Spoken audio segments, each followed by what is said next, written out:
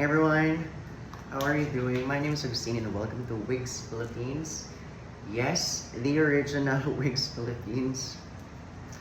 So happy 2026 and I'm back and I'm kinda sick. But this time, sabi ko, kailangan natin simulan yung year with something nice and something very organic and natural. So this year, I'm gonna be back online. So para sa ating newest video, syempre, yung most recent creation ko, which is this one. So, yeah. So, the owner of this wig is from Australia.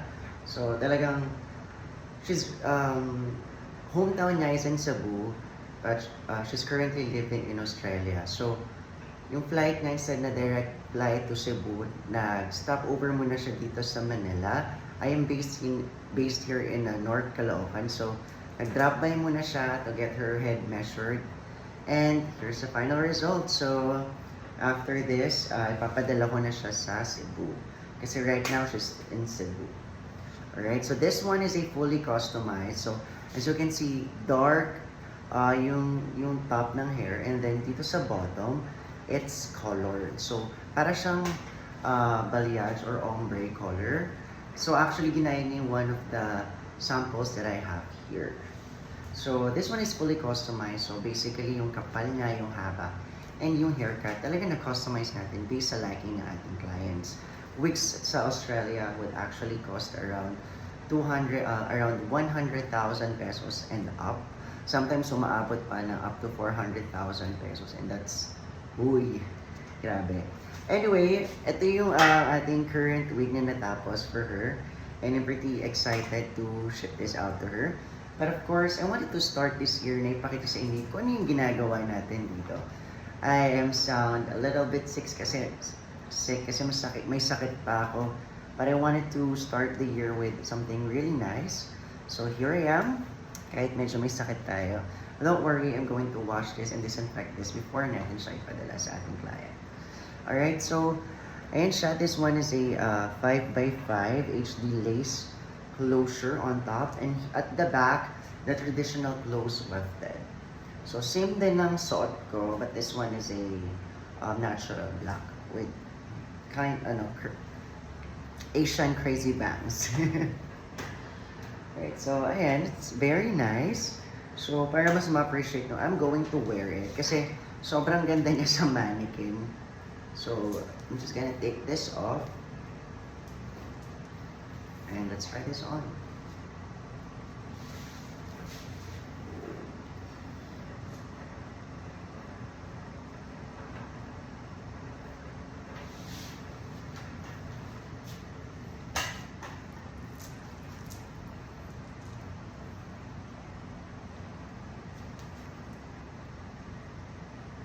So can you see the hairline? Actually, may excess lace pa yan.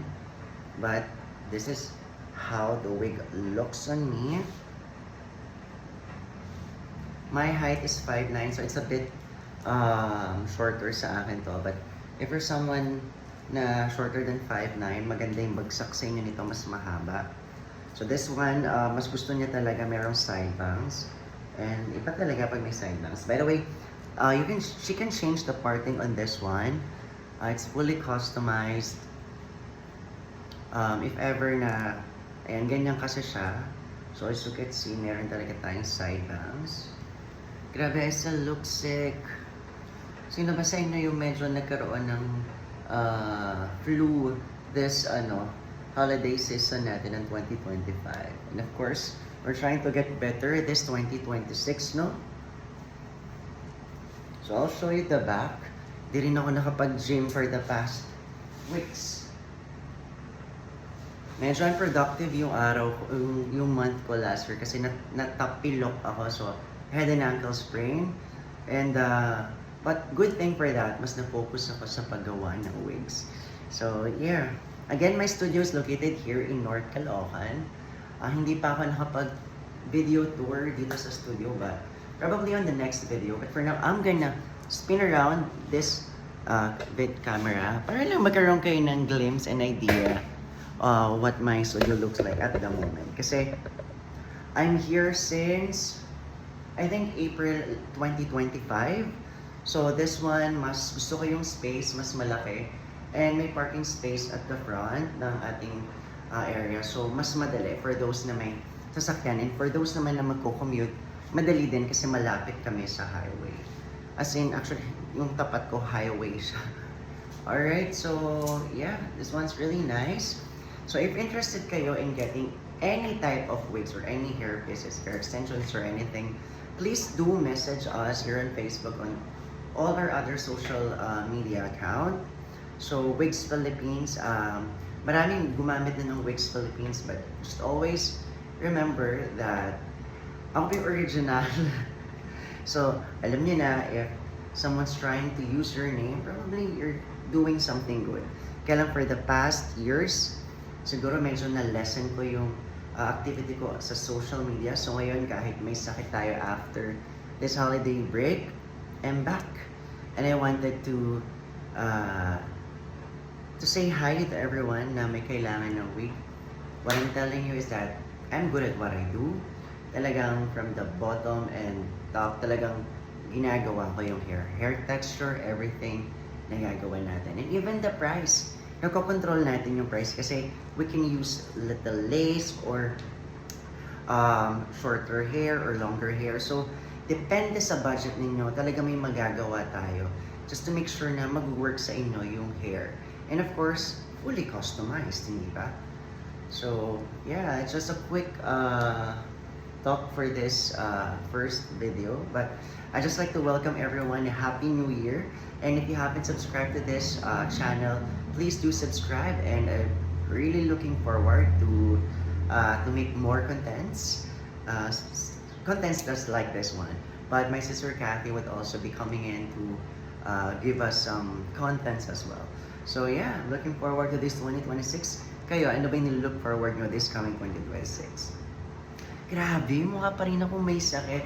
But you know what? The hair, this hair, alam mo yung nabuhay ni mukha ko kahit may sakit ako. Could you really agree? Yung mata ko medyo ano pa oh. Pero uy, it just looks so nice. So nice.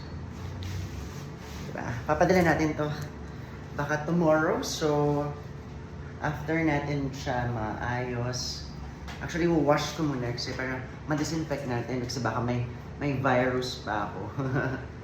Yes, I do wash the wigs and make sure malinis siya before natin siya ship out. Kasi I also use chemicals in creating this kind of hair. So, ayan siya. She's very, very beautiful. Ganda rin ang mannequin ko, diba? So, talagang nadadali na. Grabe, ganda, no?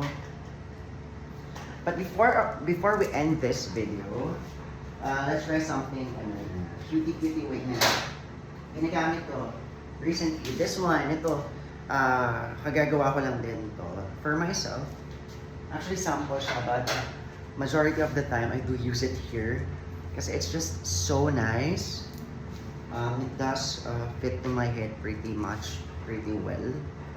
So, this one is also a fully customized lace closure wig. So, ito permanent silky straightening yung texture nito. And the hair length was just so right, so perfect. Not too long, not too short. And the texture, sakto lang. And look at the hairline, you guys. Walang glue yan ha, walang glue. Just look at that. Just look at that. Look at the hairline, you guys. Bakit yung mga ating redness? But there it is.